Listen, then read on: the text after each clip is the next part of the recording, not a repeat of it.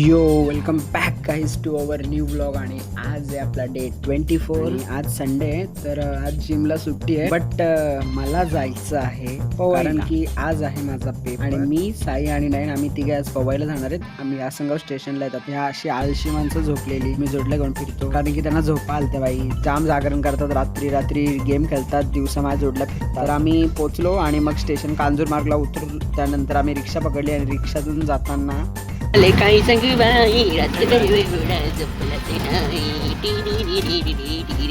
आणि मग आता आम्ही मॅकडॉनल्ड्स मध्ये चाललो आणि मग तिथून आम्ही ऑर्डर दिली. मग ते खाल्ल्यानंतर आम्ही पोहोचलो आमच्या सेंटरला. तर मी गेलो एक्झाम द्यायला आणि मग मी मोबाईल पकडवला भाई आपल्या भावांच्या हातात. मी आता ऐका त्यांचे, बघा त्यांच्या कहाण्या काय काय असतात. इसको बच्चे को मारने को लिया था, तो बच्चे को बहुत मार रहे लोग. बच्चा रो रहा है, वो देखो उसको.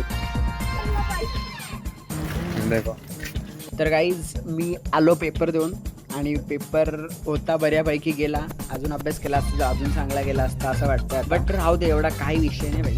टेन्शन घेतलं तर माणसाचं डोका फुटतंय आणि मला टेन्शन घ्यायला अजिबात आवडत नाही. पेपर काय आज पण आहे, उद्या पण आहे. जिंदगी एकदाच आहे, त्यामुळे जगून घ्या. पेपरच्या टेन्शनमध्ये भाई जिंदगी सोडा. तर पेपर सेंटरवरून निघलो आणि आम्ही ते घेतले वाटाणे फुटाणे ते खात खात आम्ही पोचलो परत स्टेशनला.